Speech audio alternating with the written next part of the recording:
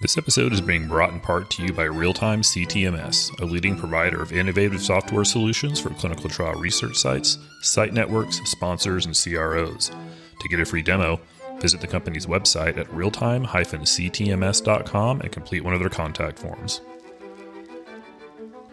Hello and welcome to the Note to File podcast, a collection of interviews, best practices, and candid commentary for clinical research sites. I'm your host, Brad Hightower. Today, we welcome back to the show Jane Myles, VP of Innovation at Curebase.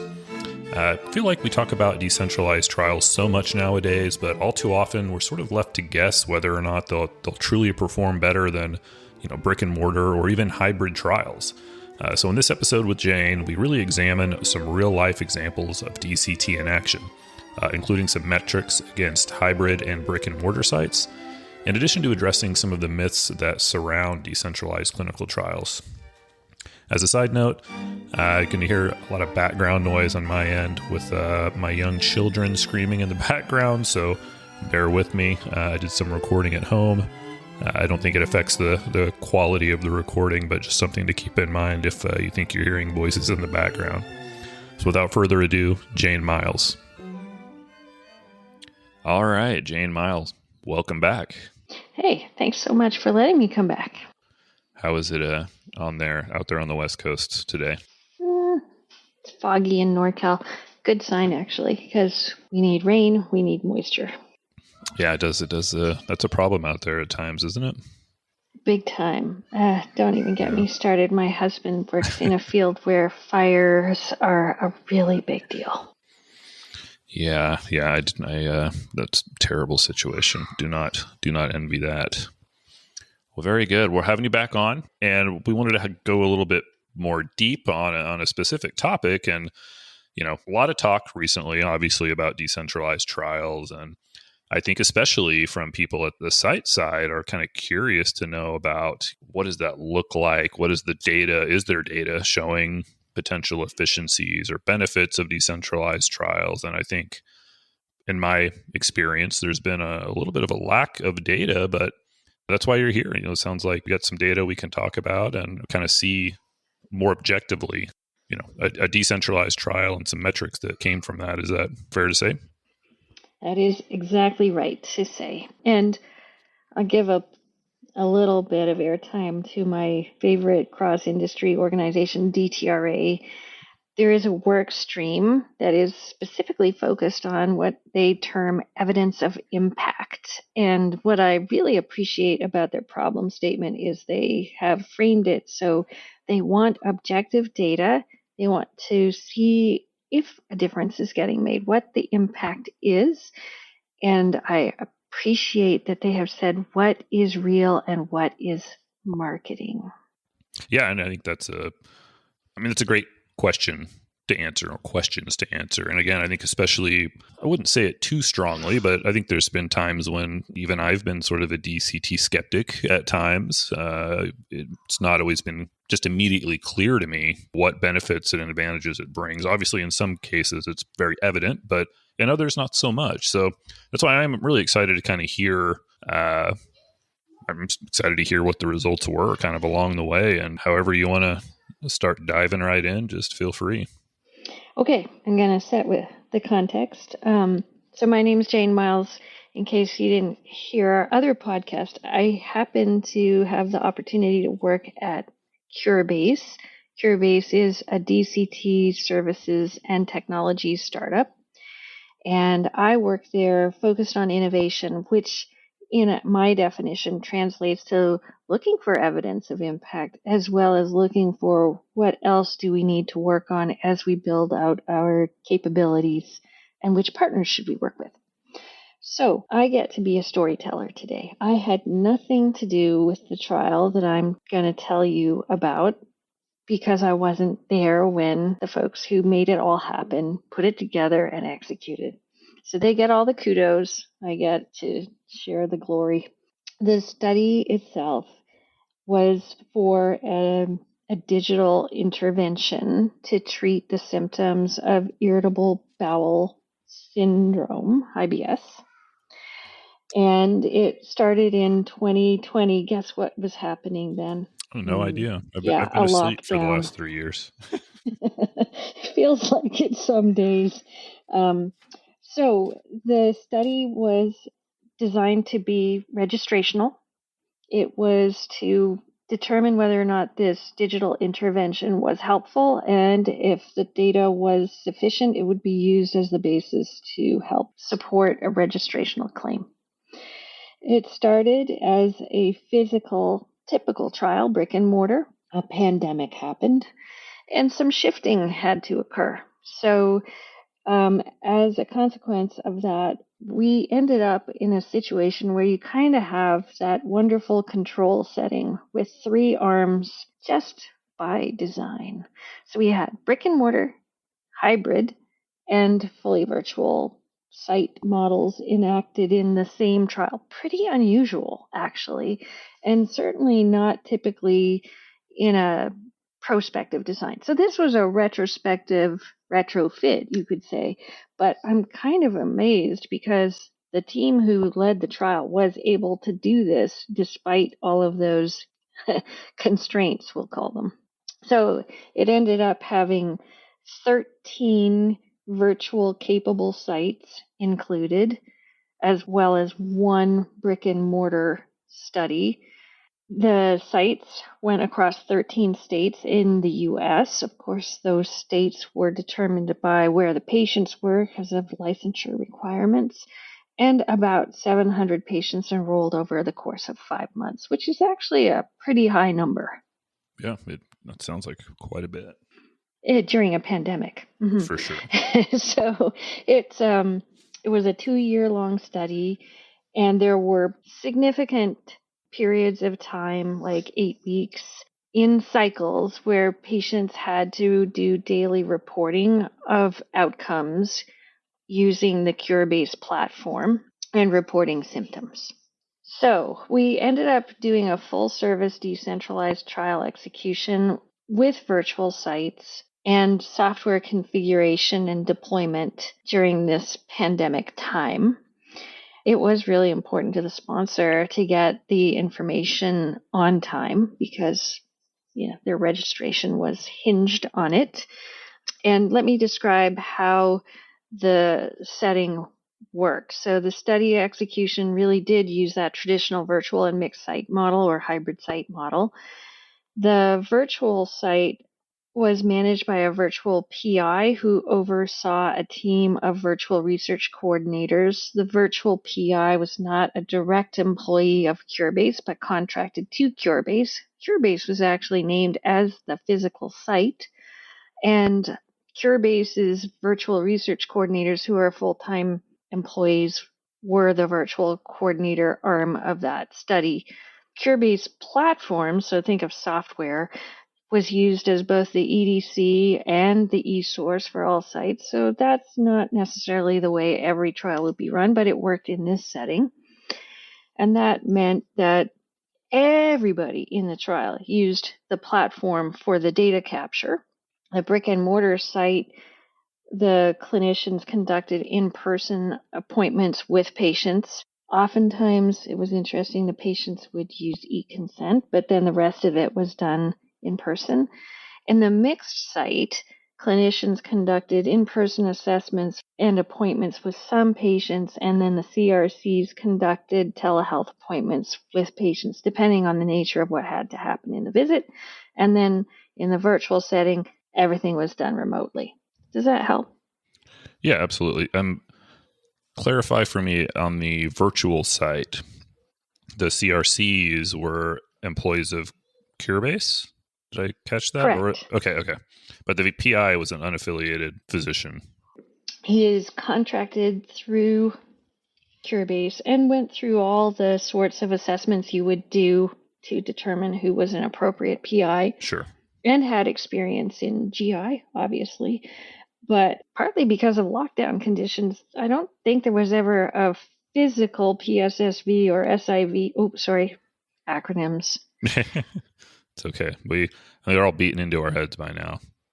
And then, of course, all of the training was done remotely to get that physician fully qualified and understanding the protocol requirements as well as how to use the software. Gotcha. Cool. So, you want to hear about the workflow, how the study was actually set up? Yeah, and actually, let me go back. I do have one other question. In the Sure. beginning, you said it's a study of a digital therapeutic or digital intervention. Yeah. I mean, can you elaborate? I mean, maybe not specifically on what it was if you're not able to, but I guess a lot of times study sites were looking at literally putting drug in a patient's hand or surgeries, and this sounds, I'm not that familiar with what constitutes a digital intervention or a digital therapeutic, and curious how that also might color the results in some way down the road. So can you tell us about like what that entails, or I guess define what a digital intervention is? Well, for that, I would say there's a webinar upcoming where a friend of mine who is also an advisor to Curebase is going to describe it in depth. But instead of using a drug therapy, actually, think of using a digital therapeutic, and you can't see me, but I'm doing air quotes. So it could be an app that you use to help you with symptom management. It might be like other digital therapeutics actually involve the use of electrical stimulation, say in neurology. Many of the digital therapeutics that I see that we're working on are virtual reality enabled interventions, or we'll say disease modifying treatments, or they're under study to see if they work. And this one was a combination of digital materials, video interface, and tools to help patients with symptom management. So the question, in effect, was, do patients have a better quality of life and less symptom burden when this intervention is used during the course of their disease? They didn't have to withdraw meds, and I do believe they had to quantify and report all of the background meds they were on, of course, like part of medical history. But there was no specific medication in this trial. The therapeutic intervention digitally was the medication, if you will. Now, I do think it's also really interesting, and I'll stop after this, but there are some very interesting trials now that are exploring how the co-administration of a digital therapeutic along with a traditional therapeutic, and when I say traditional, I mean drug, but it may be a very innovative drug platform. How do those things work together for patients to actually manage their disease and symptoms? So it's not a space I have a lot of experience in either. I'm trying to learn as much as I can. And I would say many people in the Curebase team have a lot of experience. In fact, we're a partner in the Digital Therapeutics Association because we've done so many of these trials now. I personally haven't. Yeah, and I've noticed there seems to be, I do see digital therapeutic kind of coming up more and more in this space a little bit, and again, it's something I've, to my own lack of curiosity, or, well, maybe not lack of curiosity, just laziness, I've not yet looked into what that entails. But you're telling me, for example, an app with some educational material regarding their disease state would potentially qualify as a digital therapeutic, perhaps? Maybe. I'm trying to think. So there's another category as well, digital diagnostics. So I did work on some trials like that where we were trying to validate the use of a digital capture of patient behavior as a means to understand how their disease progression was going, like movement disorders and dexterity, etc., which is a little bit different than a digital therapeutic. That was more of a how are you doing within your disease as opposed to how do we help you deal with your disease. So the app concept might be educational material and some sort of, I'm going to call it intervention, that is under study to see whether or not your symptoms are abated or lessened. I'm making this up. I don't have any clue if this is a real example, but what comes to my mind is how might meditation help you with breakthrough pain in oncology treatments. And I don't think this is under development, by the way, but could something like the Calm app help you manage that as opposed to taking opiates? Gotcha. Okay, no, that's fair. And again, it's a little of a, not a far cry, a little different from what I generally think just in the small area we work in clinical trials. So I just want to get a little bit of a level set there for, again, how that might paint the picture down the road. But okay, no, I mean, I think that's reasonable, and I have an understanding, of what the intervention was in this particular trial. So there are some differences, just like you're pointing out, because it's not a drug therapeutic. I don't think you had to pass any lab value inclusion-exclusion criteria. Okay. You did have to, sorry, that's my dog. You did have to pass a diagnosis and a disease history and a disease severity. In fact, I think there was 4 weeks of data collection post-consent to verify the severity and frequency of your symptoms, which was a pretty high bar for people to pass to get into that trial. Yeah, and I would say that in my experience, that aligns with a lot of our more traditional trials. So, I mean, presumably completing a e-diary with pain scores, or I guess in IBD, it's a lot of information about your stool sampling and what have you. So yeah, that's, again, I'm looking for differences and similarities. That's why I'm kind of trying to pick up on these points. So yeah, okay, that's fair. I think that's a perfect comparison, really. So is it as complicated to get into as the trial I always hold up as the most complicated I can remember, which was for Alzheimer's and literally had 7 pages of inclusion and exclusion criteria? No. Mm-mm. Sure. Is it still a valid trial that had a specificity of patient population and disease burden? Yeah. Sure. Just different. So there was a baseline visit after the patient went through consent and had screened in. And in that visit, which could be conducted or in person or virtually, the patient completed some initial data collection. This was after they had completed a pre-screener and their e-consent. If they made it through that layer of what I call the funnel, there was an onboarding call where a Curebase study team member would work with the patient after they had reported those daily symptoms at home for 4 weeks using Curebase software. Then, if they met that next level, they went into the treatment period. So they would record 7 unique videos of themselves receiving treatment in person or virtually. And they also consumed video. So there was some way to show that they had completed it, but the video was delivered BYOD to their own device, either mobily or on a computer. They also did a little bit of video capture. And then there was a run-out period after they had done those treatments where they were reporting their at-home symptoms. And then there was a durability of effect aspect to the study. So they got followed up at 6 months and 12 months post-treatment with those 8-week cycles of daily symptom capture. Does that make sense? Yes. So far? Yep, absolutely.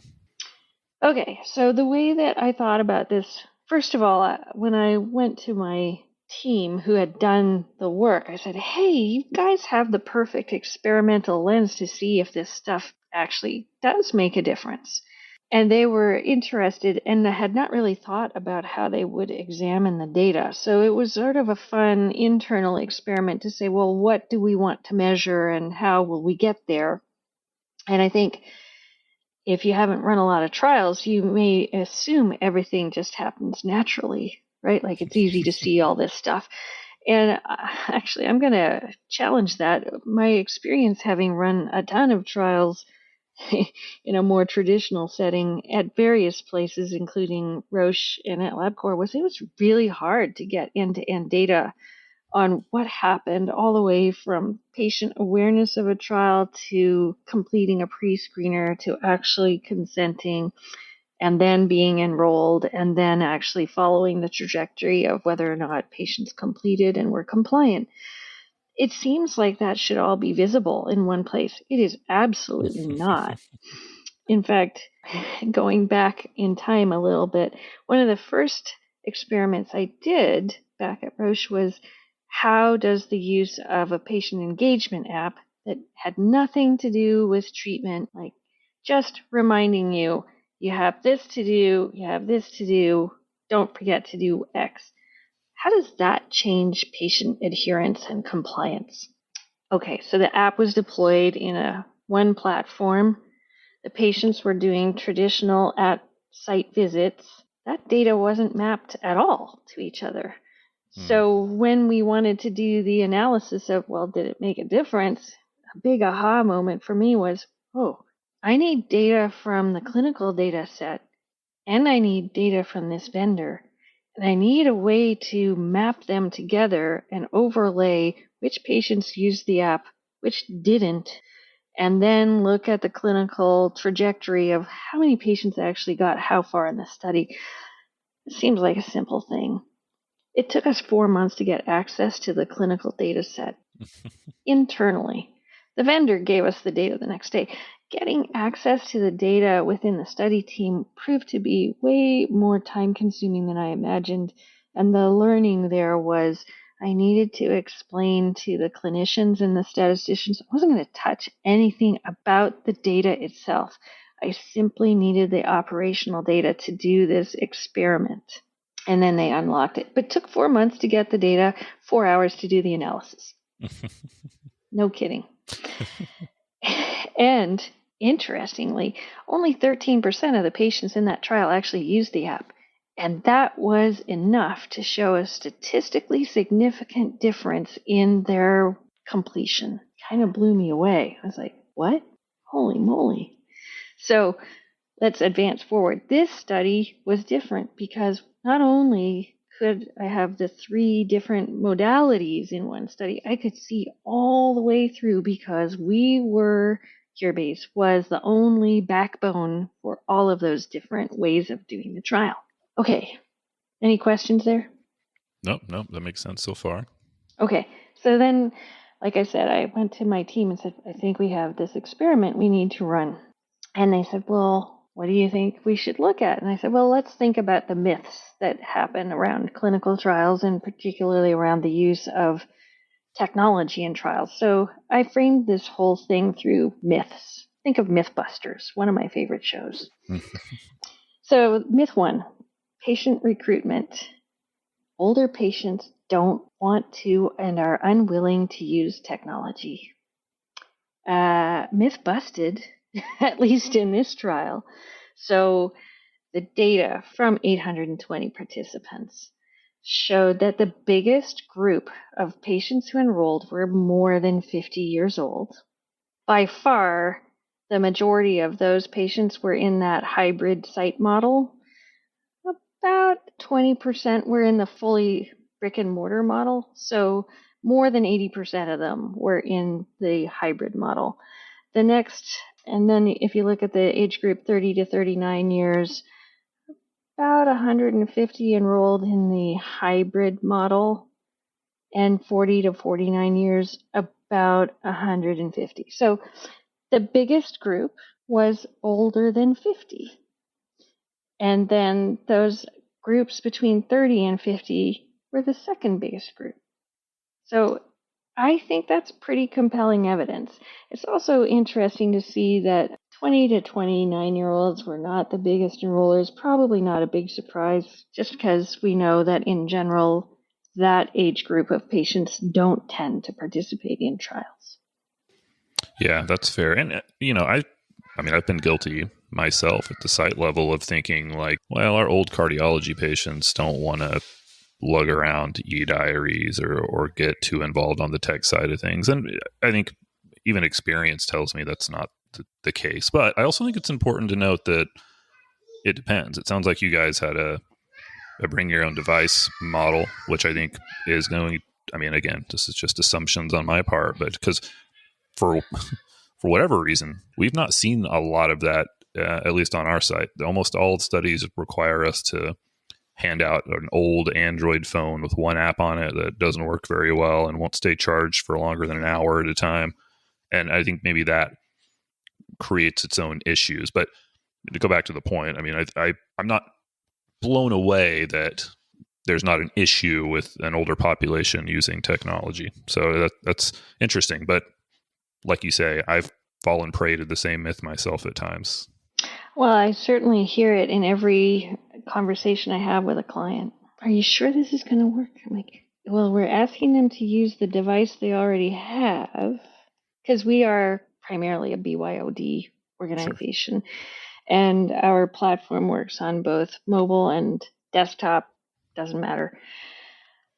So I think the lesson for me there is, yes, actually, older participants are willing to use technology, especially if it's the thing they already use. Yeah, again, I think that's a big part. And I have to guess that this product design is the other part of that. I mean, even if it's on their device, if it's terrible and difficult to navigate, you're going to have a lot less threshold before you're like, okay, I give up now. So yeah, no, I'm with you. That makes perfect sense.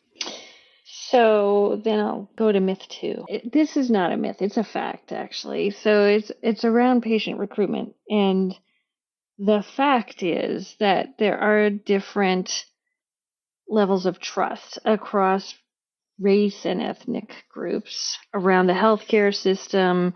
And that leads to different willingness to participate in trials for very understandable reasons. But what's great is finally the industry has realized that that gap has to get closed because we're doing bad science.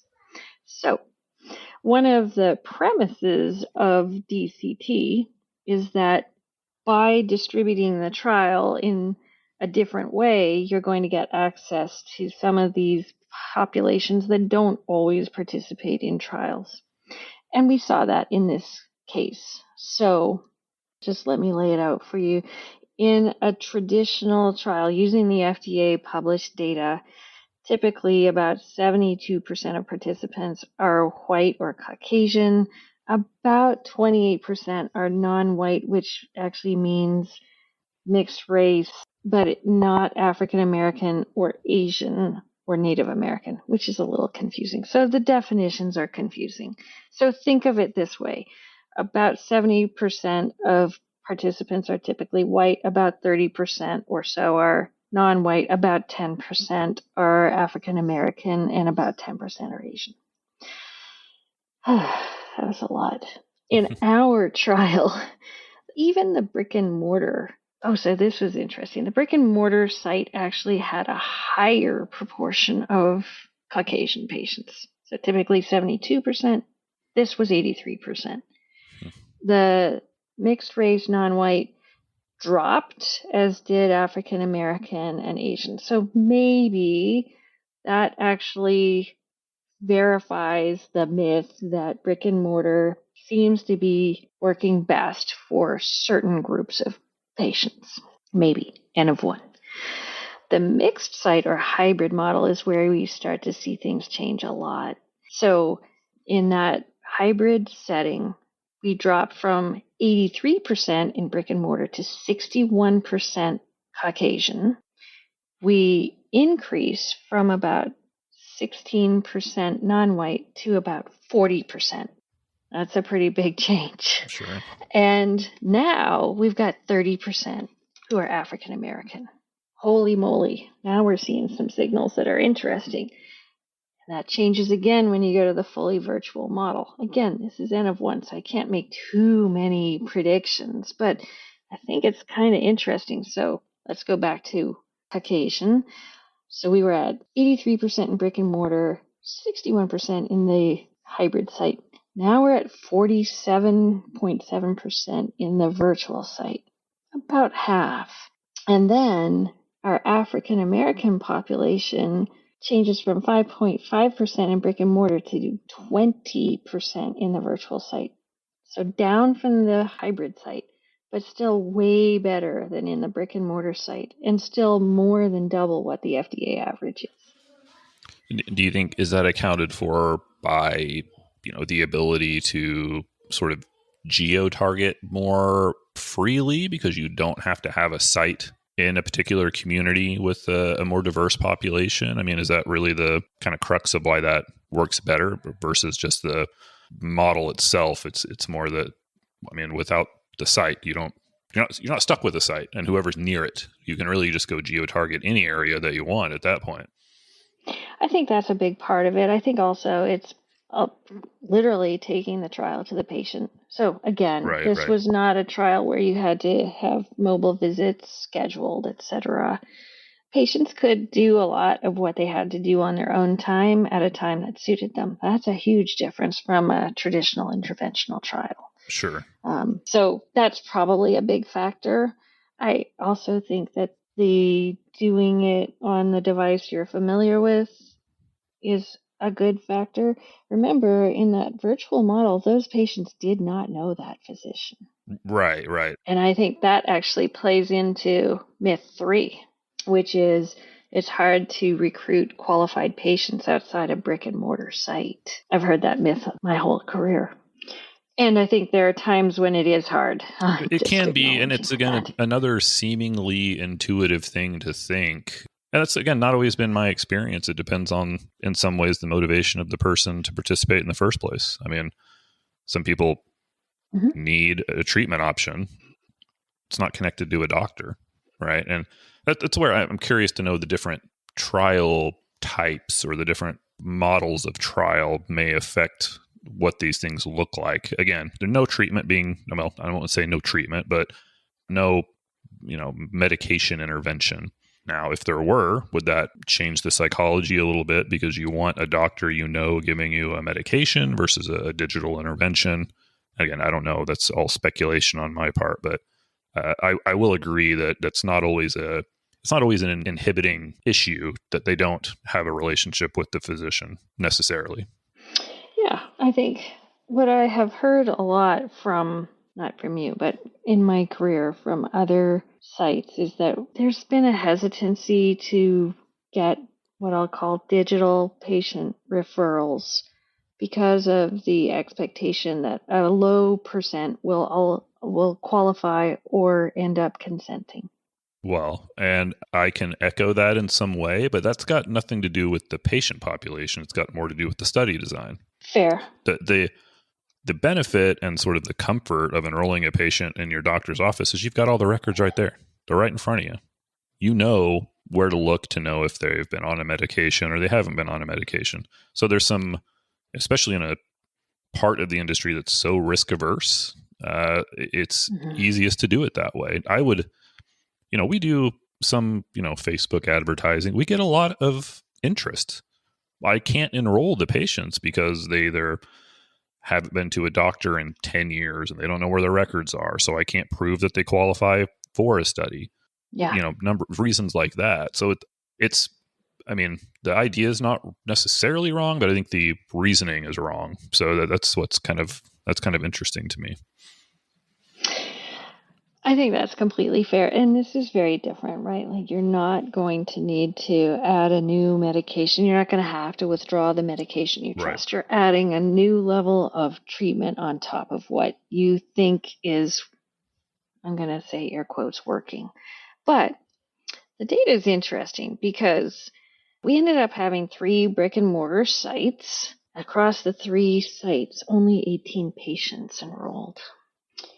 We had 22 hybrid sites, and they enrolled the vast majority of participants, 670, so almost 700. We had 1 virtual site, and that one site enrolled 132 patients. Now, is that what I expect to happen in every trial with virtual sites? Heck no. First, I would be concerned about appropriate PI oversight in a real deep, complex interventional trial. So I'm not going to suggest this is normal.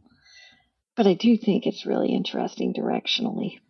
Yeah, that's, honestly, I guess in some ways I would have expected a higher virtual, depending on, you should be able to have almost not infinite, but pretty broad reach, even compared to a hybrid site, if they have to still be able to come to that site geographically in some way.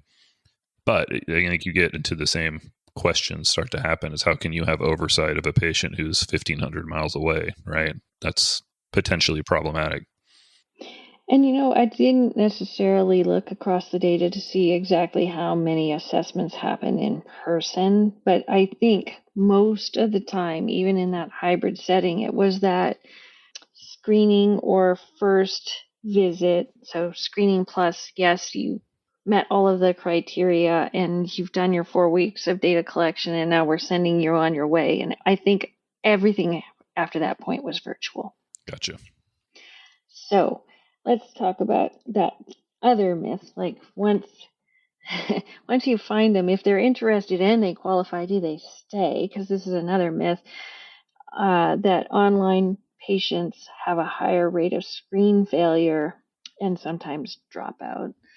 Interesting. Again, the nature of the inclusion criteria really influences this one, but it was pretty high across all three models, reasonably consistent. So if they got through to screening, about 90% in the virtual setting went on to enroll, and about 78 in the brick and mortar and mixed setting enrolled. Way higher than a traditional trial. Certainly, like my life has been oncology. I've never seen anything like that. Sure. But I'm kind of encouraged. Yeah, no, that's I'd say that's very good all around. Again, considering the fact that there's maybe not as many places for patients to fall in between the cracks, considering there's less, you're not asking them to come in for all these blood draws and extra visits necessarily. So yeah, no, I like that. That's obviously a big improvement on even what we see.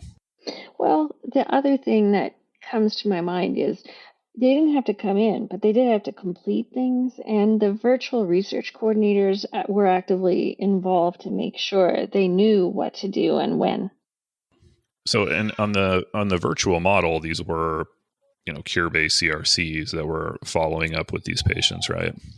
Yeah. Yeah. Okay. I mean, and that's an interesting wrinkle in a way, just because, I mean, if they're, and again, looking at what a traditional, just more, I say traditional, but, your more run of the mill site looks like, it can, that's, I think it's a different, I don't know, say it's a different skill set. Maybe it's a different, way to look at things where a lot of times the coordinators on site are maybe more interested in the clinical side. Maybe they're not, the administrative, customer service, whatever you want to call it, that is maybe a little different skill than following up with patients and doing things more over the phone and remote. So I'm kind of curious if that's a factor that may also contribute. That, I mean, frankly, it's having people better suited to do that versus what some sites look like. Could be. I think it's a really interesting question. Those coordinators also worked in the hybrid setting, so at least 2 of the 3 groups had that support. You know this. I'm in a couple of clinical trials right now, and the one I'm going to go for a visit for next week actually does a good job of sending me emails and also making phone calls to make sure I remember. So they do have that customer service mindset, and I know that that's getting done by someone other than the coordinator. Right. Well, again, this is something I've preached before, is that I think it's I worked in academia and other, hospital systems, and I feel like that's not the mindset of your coordinator generally. And that's not a, knock against those coordinators. I just think it's not sort of taught to be the case. But I also think it's the difference between retaining patients and not retaining patients, where not being so clinical and instead having that customer service angle, so to speak. And I'm not sure all sites recognize and invest in that. So again, even that alone, I think could be a big, advantage for sites that do that. You're making me think about it from a new angle too, so thank you for that. I think that's inherent in the way our founder thought about this problem. Because Tom, our CEO, is a coder. That's his background. He got interested in clinical trials because of a family member. He went and tried to solve the problem of finding patients through their data at an organization that does that. He could do that. He knew how to break the code, literally. But it didn't actually translate to patients enrolling. So he decided, okay, I got to solve this from another direction, and that's going to be access. So he thought about access and workflow with a consumer mindset from day one, which is probably a little bit different than the way I ever thought about clinical trials as I entered the industry. Sure. Yeah, I mean, and that's smart. I think access and experience, right? I mean, the patient experience throughout, that you're not just walking into a doctor's office waiting for 2 hours and getting shoved out the door. It's got to be enough of a positive experience that they want to continue to participate, whether it be in person or virtually. Yeah. And probably a lot of people working in DCTs think about it that way. I say that just because it plays out in the way my team members talk about how we design and execute the trials and the platform. Okay, so let's talk about retention. You got them, they screened in, they consented, great. But the next myth is patients that are recruited online have a higher expected rate of dropout and are less likely to complete the trial. Really interesting here because the data is a little bit different. The highest percentage of patients who completed the study, remember that was 2 years post initial treatment, was actually the virtual model. That surprised me a little, followed by the brick and mortar model. And then the lowest was the mixed model. But let's talk about the numbers again. So remember, the virtual model enrolled about, let me go back to that. I think it was 120 patients. And the brick and mortar model, 3 sites, enrolled 14 patients. So when you see those numbers, it's sort of interesting because I didn't try to normalize them. They're very different, right? So having 70% completion across 14 patients is okay, about what we would expect in a brick and mortar. Having 73% completion in a fully virtual trial is probably not what people expected. The hybrid model was around 60% completion. And remember, that was the biggest group of patients at about 517. So would I say 57% is perfect? Heck no. And probably there's some good things to learn in there about how to get it to a higher number. It's also a higher proportion of the patients. So it's not a disclaimer. It's a, interesting. Yeah, that's an interesting one. And I wonder what other potential, confounding variables are contained there, or why that might be the case, because it doesn't seem necessarily intuitive that would be the case. Mm-mm. It's not intuitive, and we would probably, I don't actually know that we have enough data to understand the reasons why. Sure. So we'll just say interesting directional data, but again, the first time I could actually see end to end who actually got through this thing. And then there's this last myth, which is patients won't remember. And I hear this a lot. Like, patients won't really remember and won't want to respond to emails from a tech provider. No, actually, they do. So this is the other great thing about a decentralized trial model where you're literally unifying the platform.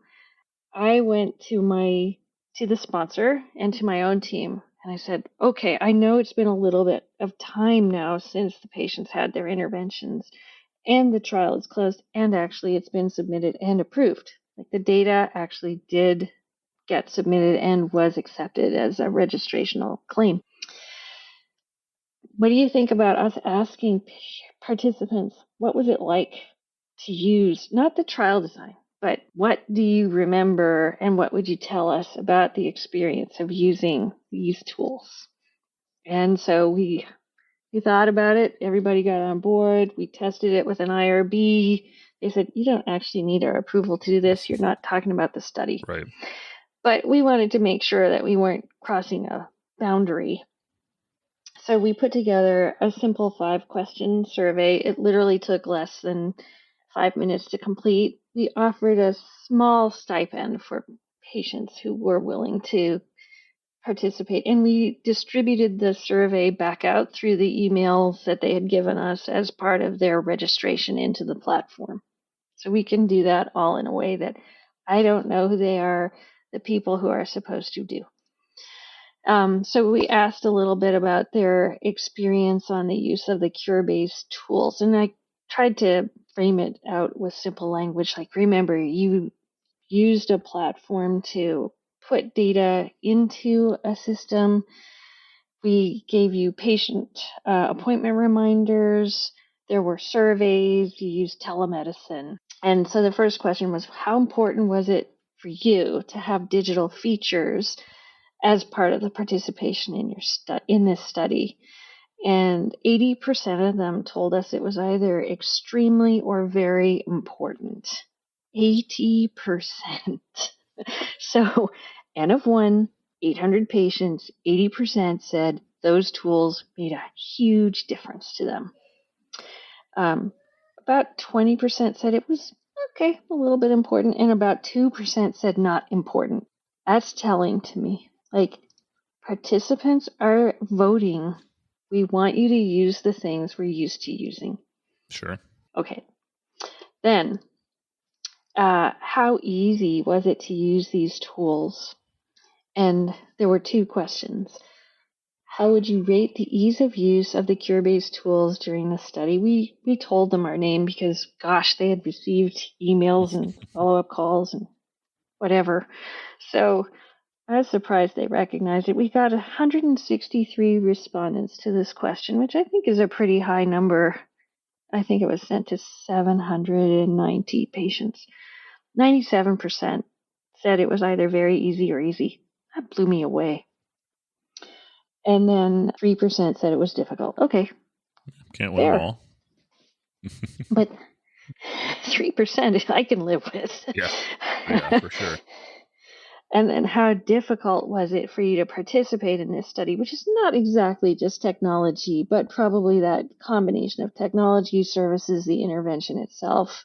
We were not trying to ask about the protocol, but I wouldn't be surprised if the protocol drifted in here a little. Sure. So 96% of patients said it was either very easy or easy to participate in the study. Again, quite different than if it was, an in-home infusion for a rare disease. Yeah. So is it definitive? No. Is it directional? Yeah.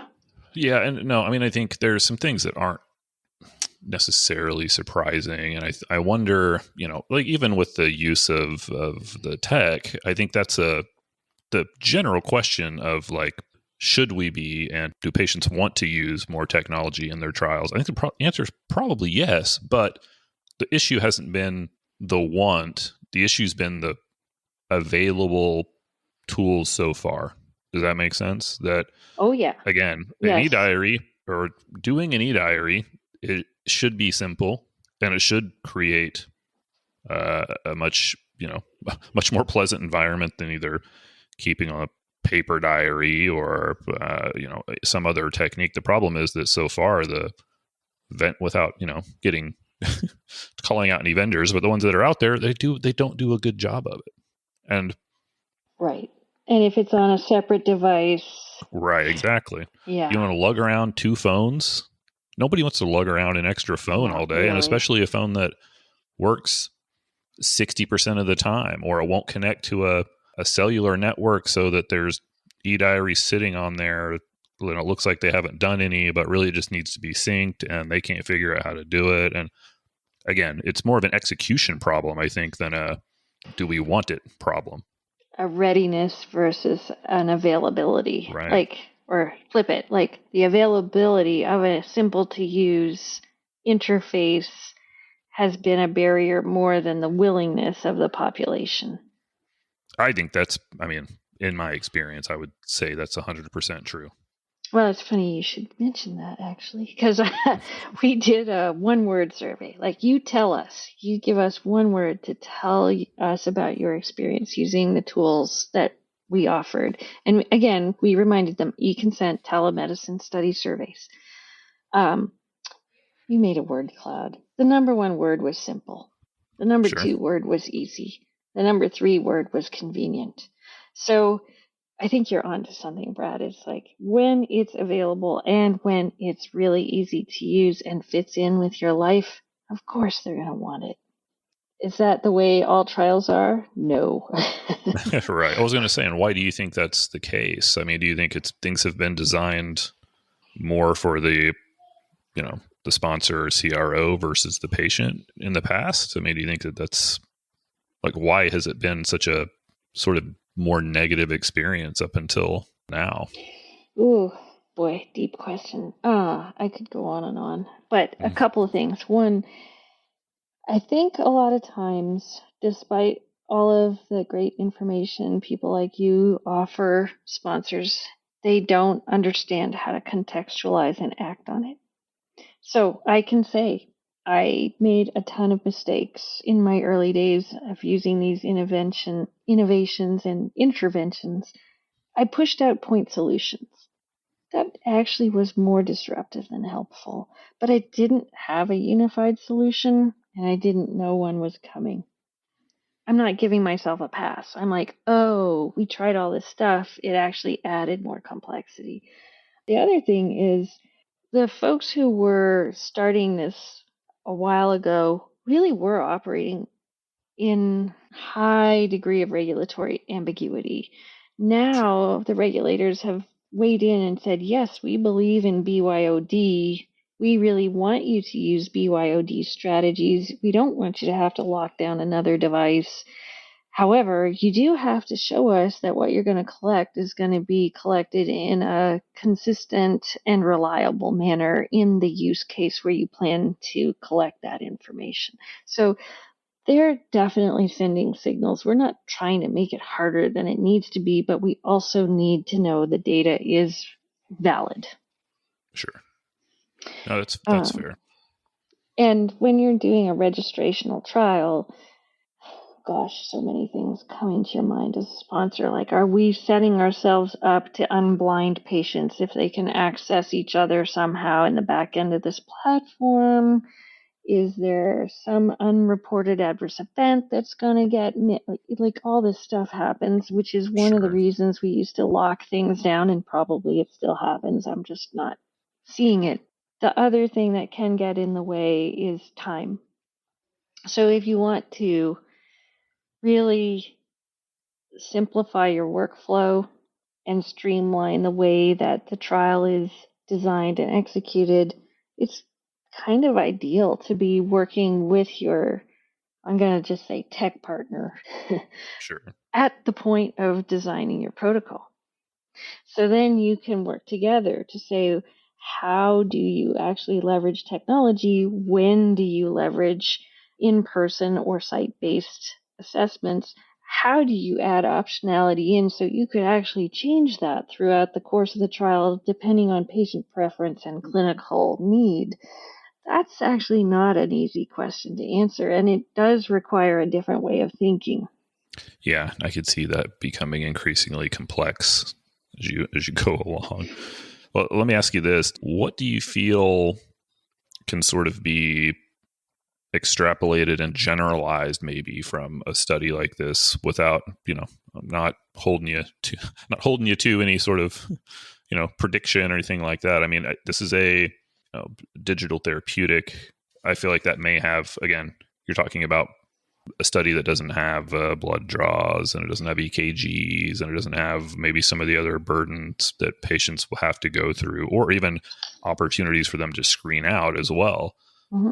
So in some ways it may be tough to generalize too much from it, but is there, what would you, if anything, kind of take away from the study to bring more generalization to other types of trials and whether or not this is or how valid, this technique is?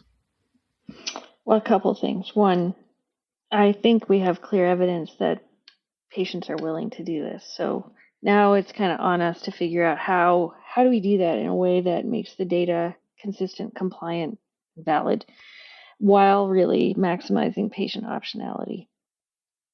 Two, I think we do have to leverage BYOD and think about simplifying workflow for sites and patients as much as possible. And when we do that, I think you get really good results. I don't mean that the study is going to be positive. I mean the likelihood of collecting the data to see if the study is positive is going to be high. Right. Three, and this one excited me because I didn't tell you about my last question, which was, if you got the opportunity to be in another trial where you could use the same tools, how likely would you be to be willing? 95% of the patients said yes.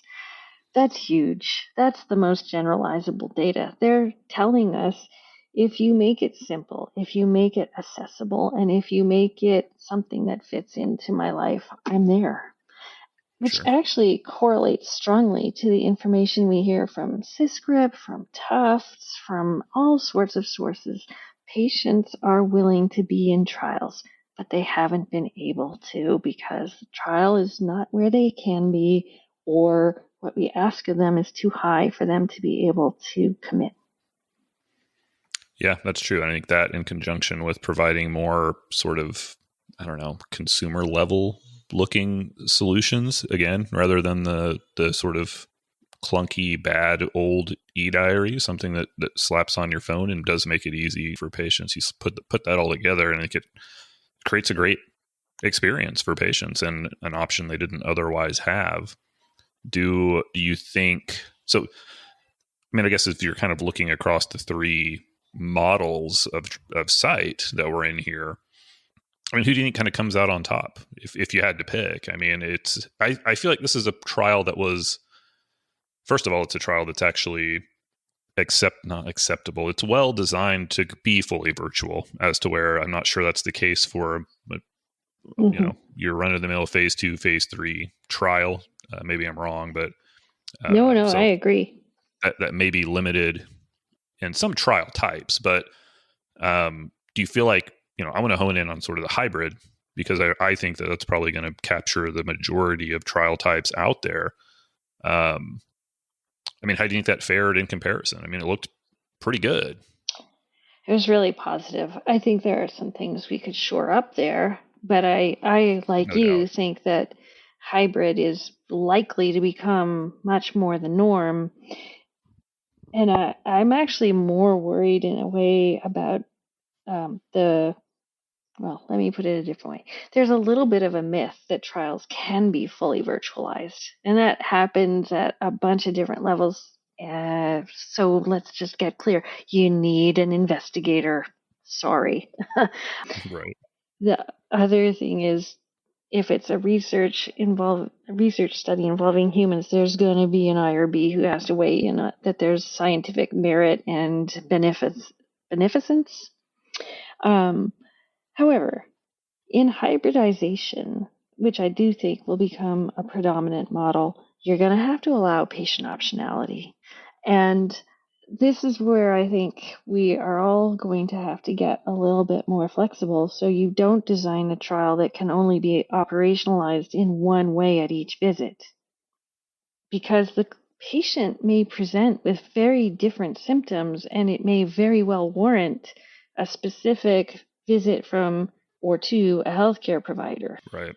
So I Yeah, think you don't there's want to be all sorts of variations there. you can't put yourself in a position to say, well, sorry, there's not a PI near you, so where are you going to go? Well, that might be our next topic. Like, how do we get more community physicians involved in research? But I would love to have that conversation. it's a dream of mine for sure. Well, and I think that's where I see the true, I think, future is a combination of these two things, is, continuing to shore up the DCT, methodologies or model in conjunction with increased participation from community partners, and I live in that space, sort of, as opposed to the DCT side. So I like to call it the, unsexy DCT. It's not, doesn't have a lot of cool tech. It's more boots on the ground in some instances. It doesn't have to be, but it's a heavy investment to try to make at times, depending on how you go about that. So no, I think that's a fascinating topic that we could probably do another hour on here in the future. We probably need some other players in that conversation. Like, let's talk about how does payment work? Let's talk about how does training work? Sure. But we'll park it, and I'll just go back to one other generalizable element from the data, which isn't about which trials are going to work better in what model. It's more now generalizable to where I work. So now we're going to embed those participation questions and offer them to sponsors when we're building the trial. We won't mandate it because we would like to collect that data in more proximity to when they are experiencing whatever it is we're doing with them. So I'm making this up, but let's say within a couple of days of completing your screening and your consent, we send you a 5-question survey to say, how'd that go? What should have happened? How could it be better? So that's something that I think is really fascinating and wonderful about DCTs, because it's the first time that we've really been able to capture that patient experience data in near real time to a broad number of patients. The other thing is this methodology of looking at what happened and what's working, what's not, is something we're starting to work on as a standard within my little startup. Like, those operational metrics are starting to get embedded in the way we look at how things are going. And I don't mean to report to the sponsor, but rather so we learn how to improve and what's not exactly going to plan. Sure. No, I mean, I think this is all fascinating. I love that. So first of all, I mean, thank you for sharing this. And is there any way, I mean, do you guys have like a white paper or something that is able to be shared publicly? I'd like to be able to sort of post that in our show notes if it's an option. There's a white paper coming. My blog kind of documenting the results is up on our website at Curebase. I'll send you the link. Okay. Yeah, I will absolutely link that. And I feel like we've also, you opened up a whole other can of worms of some other topics I think would be really exciting to address in the future. So I do appreciate that as well. Help doing my work for me. Anytime. I'm known as the random idea generator. It's a problem. That's not a problem to me. I need it. All right. Well, no, this has been amazing. I think very instructive. And, again, I feel at times the conversation around DCT tends to not be very practical or very tangible. Sort of granular. Yeah, it's not tangible. It's not granular. It's not something that, especially someone at a site level can say, okay, well, what does this mean? How does this happen? What actually happens? Let's not talk in sort of vague generalities here. So what we have is something it is tangible. You can really follow and sort of mirror the experience if you're somebody who works at a site to be able to see how, these different models might work. And I think that's going to help. It's going to help a few things, help just increase the understanding, especially from sites, being a stakeholder that sometimes doesn't really get in on these conversations as much as they should, I feel. But then also, I think, maybe it's too early to say this, but as you alluded to, I think there was, and even for me, this idea of like, well, everything's going virtual. So, sites are they're screwed now. Or we don't need us anymore. But I think in some ways it sort of reinforces the, continuation of the hybrid model, not just for practical reasons, but even potentially just because it's performance reasons, if that makes sense. Oh, sure. And I do think that it wouldn't surprise me, let's put it this way, if we see more, I'm going to say, traditional sites adopting more virtual research coordinator support models. I don't mean a call center. I mean someone who's like your navigator through the trial, or the person who can help you when you are stuck. Hopefully not because you have to reboot a machine, but rather like, wait, now, how long did I have to do that for? Or did I need to fast? Because, by the way, this trial is not necessarily representative of the sorts of trials we do routinely.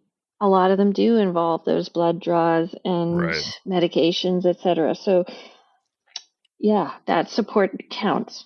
Yeah, I mean, it's interesting to me, and this is something I believe in. I mean, I think it could either A, sort of start to change the role of what a research coordinator looks like, because, there's going to be less clinical work possibly, and things are going to be, some things will get easier, and you'll have a different set of skills to develop or use in terms of perhaps, like you said, sort of, being a concierge for your patient throughout the course of their trial. Or it'll create a whole new sort of market for a role like that. So I think in some ways, like you said, I mean, sites are going to have to be willing to adapt, and I think they will be. I mean, I think that's if it's helping the patient and in turn is going to help the site as well, it's a win-win for everybody involved. I think we're all going to adapt. The CRA role doesn't look the same. True. Sponsors may have a similar role, but a very different set of tools to solve what they're aiming for. So that's what's exciting to me. It's like, I don't see this as DCTs anymore. I see it as the modernization of trials. Yeah, and I think I agree more and more as we get deeper into what this looks like. I tend to, again, agree more and more with that. All right. Well, no, this is, again, incredibly informative. Anything else you want to share before we call it a day? Heck no, I've taken more than enough of your time. Thank you so much. No, I appreciate it. And I'm going to hold you to some of these other conversations in the future. So thanks again, Jane. Anytime. Stay well. As always, thank you so much for listening to Note to File Podcast. Make sure and check us out at notetofilepodcast.com for episode transcripts, contact information, and show notes. Thanks, guys.